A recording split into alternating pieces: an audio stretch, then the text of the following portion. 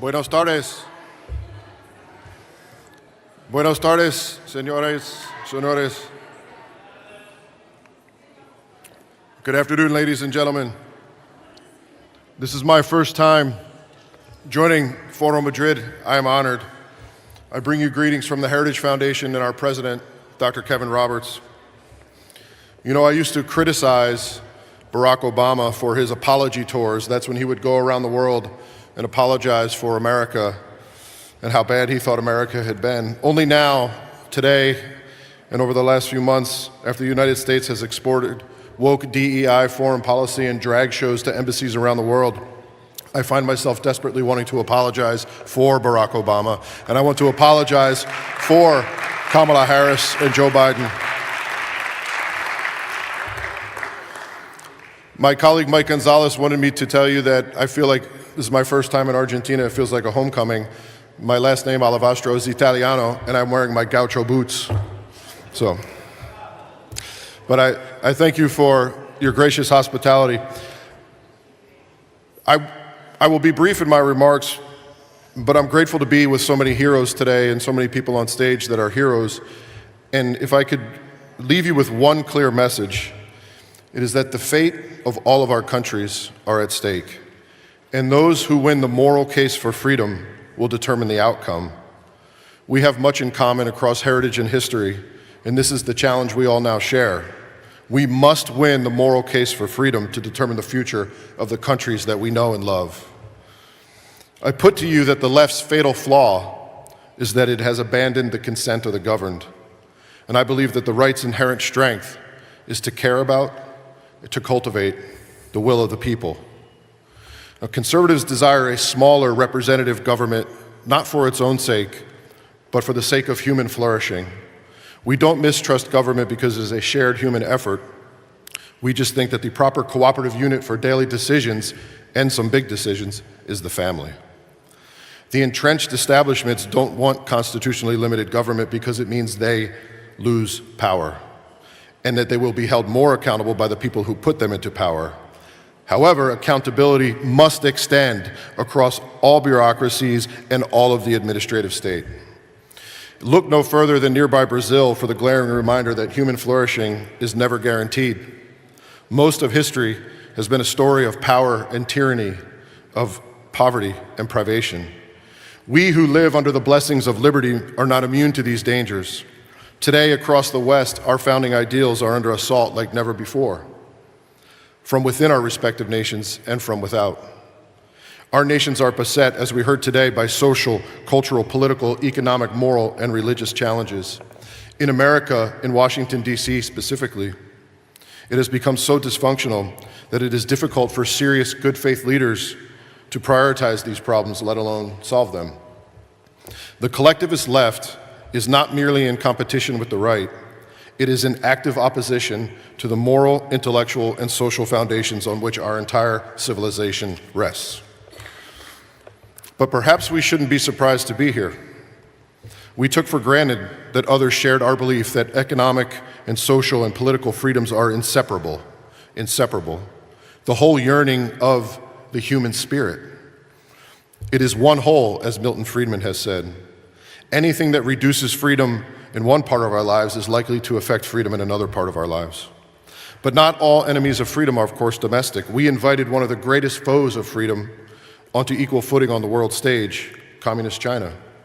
China not only opposes in belief and in practice, they actively work to undermine Western values.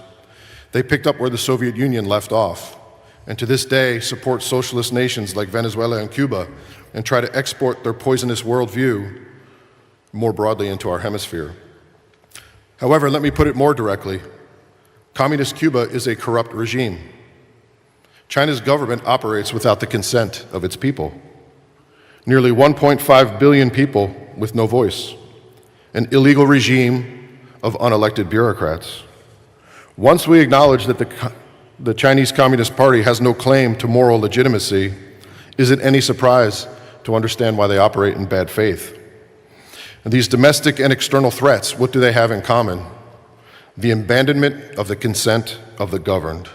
And this is the left's fatal flaw. As I was preparing these remarks, I was reminded of a short story called The Immortal by someone you all know very well, Jorge Luis Borges.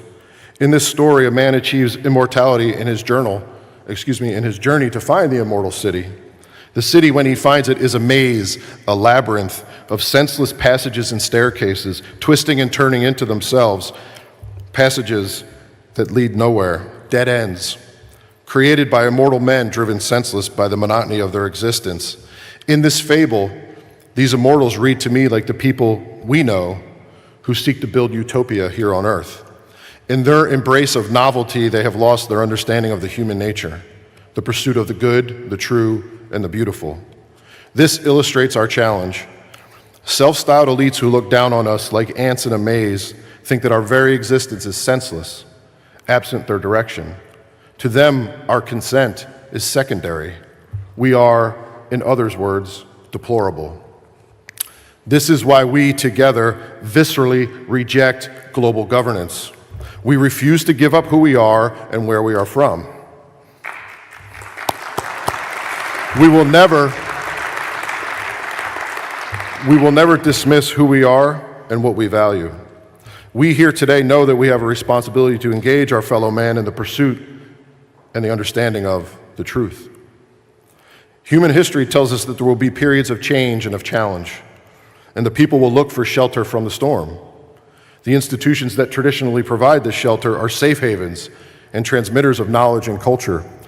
However, the institutions that once taught the truth and would cultivate virtues have been captured by Marxist ideology. In the corporate world, consider how environmental, social, and governance debate perfectly illustrates this. People spouting Marxist ideas now control too much of the means of production. The largest financial institutions that invest, fund, and dictate how our economies move are pushing this. But it is not just the economics of it, because the E is how we live, the S is what we believe, and the G is that they get to keep score. It's all-consuming, and they have a significant head start, but they will lose, because they are thieves, having stolen our property, and we never gave consent. Consider the way the forces of diversity, equity, and inclusion demonstrate this. We are told to our faces that the once clarion call of meritocratic equal opportunity must give way to socialism's equal outcomes. And because of the color of our faces, we are told that we cannot oppose this. Those who supposedly know better are our betters. However, they too will lose, because once someone mandates the definition of diversity that you must follow, it is no longer diverse. It fails by its own logic, and we never gave consent. The consent of the governed is the great clarity we must bring to this debate. This is the only path that allows people to retain the inherent God-given right to make choices. We must exercise our political freedom to protect our economic and social freedom, to enjoy the very freedom that it offers. The freedom where souls can make their own choices, informed by bishops and rabbis, by poets and philosophers. Consent of the governed and self-government all rest on free speech. As Aristotle instructs, speech is what makes us political animals. It is what allows for deliberation, refining of ideas, knowing the truth. It is what allows us to choose the good and to self-govern. And that is why the left stifles speech. It is dangerous. They cannot control the narrative. There can be no freedom without free speech. Our imaginations need not be spurred too hard to remember what we know from history. If we lose this battle for freedom, we know the injustices, the travesties, and indeed, the horrors that await people. The left are divorced from reality, and we must break the hold that they have on the people. So yes, the left's long march through the institutions has been effective. It weaponizes every lever against anyone resisting its soul-sucking agenda. But this worldview is the antithesis of the good life, and it undermines the principles of freedom and prosperity and democracy that we hold dear. You know the left is a poison. I am delighted to be here with you because I know what you stand for, and we will stand together, not to contain the left, not to deal with the left. We are here to crush the left. Estamos aquí para aplastar a la izquierda. We are here to suffocate the state Estamos aquí para sofocar el Estado. We are here to restore self-governance. Estamos aquí para restaurar el autogobierno. And the Heritage Foundation is here to commit all of our effort and sweat to the partnership with all of you to win for the people. Now, we are optimistic in the face of this complexity because while the left's institutional capture and media complacency present challenges, there is a silver lining. The left's abandonment of persuasion in a democracy where the people's will and the people's vote still matters, so long as we demand it, offers us this opportunity. The failure to engage genuinely with the electorate and the reliance on institutional power over public discourse reveals this weakness. In a democracy, the power ultimately resides with the people, and the left's overconfidence will be their downfall, especially as we reassert the moral case for freedom. This case was made long ago, written first dating back to the Magna Carta in England, but it needs to be reaffirmed in powerful rhetoric and in bright, bold contrast. We must emphasize the inseparability of liberty and responsibility, as Friedrich Hayek observed. Responsibility is the reward for freedom. Responsibility is the reward for freedom, as Charles Murray wrote. And as we make the case for freedom, we must also act. Our vision of winning must be a natural sequence. We must go to the people and listen to them where they are, not where we wish them to be, but where they are. We must understand that and then shape public opinion across all existing platforms, creating new platforms, supporting individuals like Elon Musk, who puts his own professional reputation and personal fortune at stake and on the line for all of us. Then, brush fires in the mind of men and women will drive the demand for change, and this deafening chorus will create cultural momentum and political will. Public policy will follow, and we must sustain those wins against entrenched lobbying and against moneyed interests. But at the same time, we will lead the restoration of seminal institutions and the creation of new ones. We know how to play this game. Back home in America, left to our own devices, the American people rejected colonialism, just as we rejected slavery, second-class citizenship for women, mercantilism, socialism, Wilsonian globalism, fascism, communism, and today we are rejecting wokeism. To the left, these assertions of patriotic self-assurance are just too many signs of our moral depravity and our intellectual inferiority. Proof, in fact, that we need a ruling elite to make decisions for us. We, however, should be proud, not ashamed, of America's and the West's unique cultures of social equality and ordered liberty. After all, the countries where Marxist elites have won political and economic power are all weaker, poorer, and less free for it. We must press this advantage. Ladies and gentlemen, in this generational and civilizational struggle for freedom, we must cover the whole field, offense and defense. We must be both Lionel Messi and Christian Romero. In man's quest for knowledge, we must never forget that certain things are true, no matter how far into the past we dig, nor how far into the future we dream. And of course, mankind will discover new things about our past, and we will always innovate towards a better future.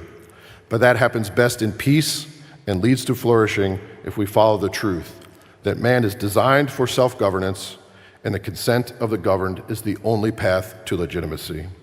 These truths must inform the hierarchy of values that we apply to our social fabric.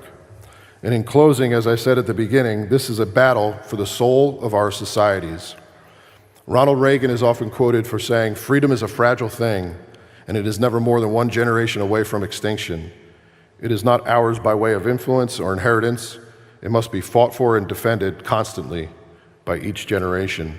And as Heritage President Kevin Roberts says, this is the duty history has put before us and the standard by which our generation of conservatives will be judged, and we should not want it any other way.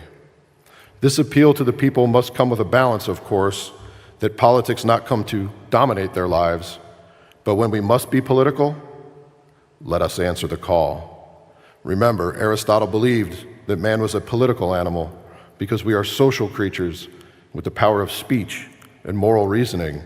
Thus, Let us be political animals. We shall roar like lions. Encourage the Argentine people to roar and support Malay to ignite growth. Encourage the Spanish people to roar and support Abascal to defend national sovereignty. Encourage the Italian people to roar and support Maloney to restore the family as the building block of society. Encourage the Brazilian people to roar and support and defend themselves against Alexander de Moraes. Encourage the people around the world to roar in support of self-governance.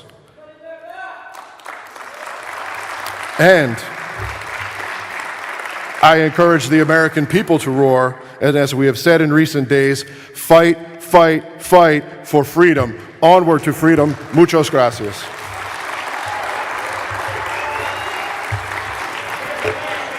Thank you.